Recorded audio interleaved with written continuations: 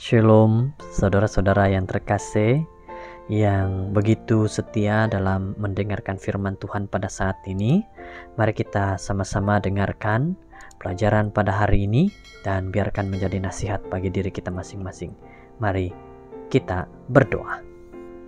Tuhan, Allah Bapa di surga, Tuhan yang penuh kasih, yang baik, kami berdoa pada saat ini, Engkau sertai kami agar kami mengerti nasihat-Mu pada kami hari ini. Terima kasih, inilah doa kami dalam nama Yesus. Amin. Judul firman Tuhan, tinggalkanlah semua kejahatan. Roma 2 ayat 8.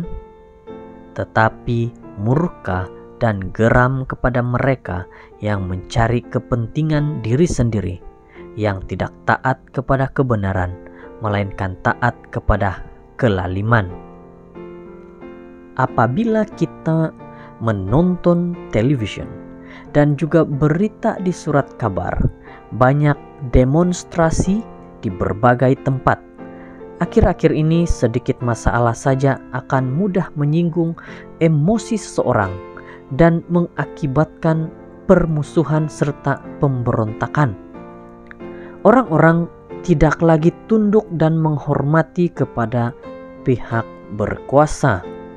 Lebih suka melakukan apa saja yang ingin mereka lakukan, meskipun hal itu bertentangan dengan undang-undang.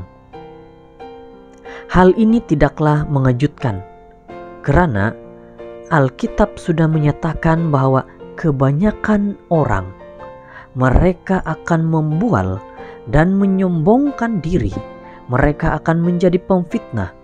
Mereka akan berontak terhadap orang tua dan tidak tahu berterima kasih, tidak mempedulikan agama, tidak tahu mengasihi, tidak mau berdamai, suka menjelekkan orang, tidak dapat mengekang diri, garang, tidak suka yang baik. 2 Timotius 3 ayat 2 hingga 3.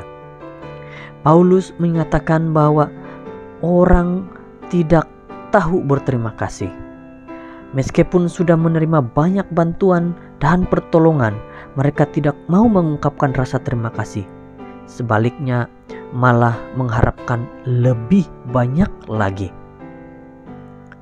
Kuatnya pengaruh dunia yang begitu menonjol. Ini membuat kekudusan menjadi suatu hal yang sangat jarang ditemukan dalam diri seseorang. Tetapi bagi kita yang menyebut Yesus sebagai Tuhan dan Juru Selamat, haruslah meninggalkan semua dosa dan membuangnya jauh-jauh. Apabila kita menyebut diri kita pengikut Kristus, tetapi masih dengan sengaja berbuat dosa, berarti kita adalah orang-orang yang munafik. Dengan keras firman-Nya berkata, barang siapa yang tetap berbuat dosa berasal dari iblis, sebab iblis berbuat dosa dari mulanya. 1 Yohanes 3 ayat 8. Seseorang yang telah menundukkan dirinya sendiri kepada nafsu kedagingan dan tidak ingin keluar dari keadaan, itulah yang disebut Tuhan berasal dari iblis. Ketika kita bermain-main dengan dosa, tinggal menunggu waktu saja sampai dosa itu menghanguskan diri sendiri. Dosa memang memberi kenikmatan, tetapi hanya untuk sesaat.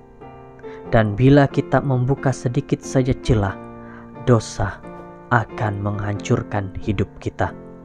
Itulah yang dikehendaki iblis. Penderitaan dan kesesakan akan menimpa setiap orang yang hidup, yang berbuat jahat. Pertama-tama orang Yahudi dan juga orang Yunani.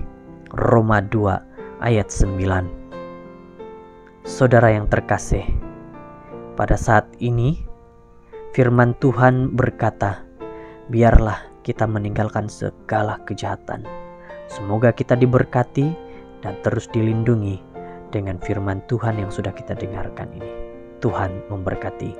Mari kita sama-sama berdoa. Tuhan Allah Bapa di surga, terpujilah Engkau yang memberkati dan melindungi. Terima kasih Bapa, kami serahkan hidup kami kepadamu dalam nama Yesus. Amin.